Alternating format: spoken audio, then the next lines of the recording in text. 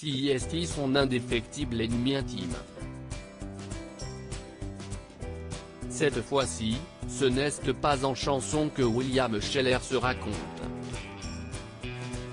4 ans après avoir fait sa dernière apparition publique, aux Victoires de la musique, l'interprète d'un homme heureux publie une autobiographie intime de plusieurs centaines de pages.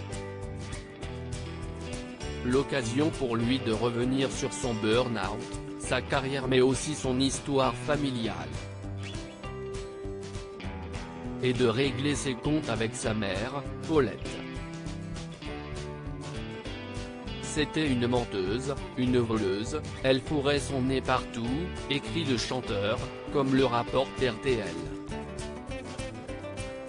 S'il en veut tellement à sa mère, si est parce qu'elle lui a longtemps caché un énorme secret, l'identité de son père biologique.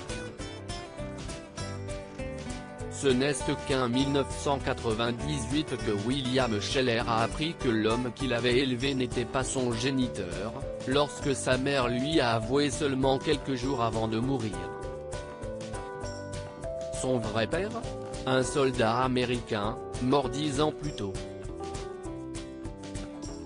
J'ai réussi à savoir qu'il devait avoir dans les 80 et quelques années, racontait William Sheller, qu'il était du Michigan, de Détroit.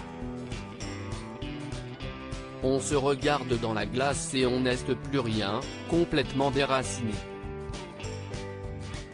Une blessure qui ne cesse de jamais refermer. Elle m'a kidnappé, a envoyé ma grand-mère me déclarer sous le nom de père inconnu. La salope. J'étais son enfant à elle toute seule, décrit William Sheller dans son autobiographie, intitulée sobrement William. Une lionne, une tigresse, elle faisait du chantage. Mon Dieu, quelle bonne femme. Remonté contre celle qu'il appelle simplement Paulette, le chanteur explique avoir cessé de l'appeler maman vers 10 ans parce que ça ne correspondait pas, une maman, si est une maman. Elle, c'était, ma mère. Je ne pouvais pas le nier. Tombée enceinte pendant la Seconde Guerre mondiale, la mère de William Sheller a retrouvé l'amour dans les bras de celui qui a longtemps été l'unique père du chanteur. William Sheller, pour la première fois, j'ai pu plonger mes racines dans quelque chose de ferme. Paulette avait fini par me donner son nom. En allant aux États-Unis, j'ai fini par retrouver sa trace. De retour à Paris, je lui ai écrit car je ne voulais pas lui faire une crise cardiaque ou mettre une bombe dans sa famille, confiait-il dans les colonnes de Libération. À l'époque, c'est son demi-frère qui a répondu à sa missive, en lui expliquant que leur père était mort.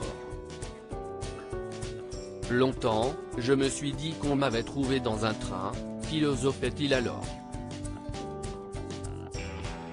Pour la première fois, j'ai pu plonger mes racines dans quelque chose de ferme. Longtemps fâché avec sa mère, il lui a pardonné avant qu'elle ne meure. Une personne, quoi qu'elle ait fait, qui arrive en fin de vie, qui est en soins palliatifs, a suffisamment à faire avec sa conscience, lâchait-il sur le divan. Ce n'est pas le moment de venir faire des reproches.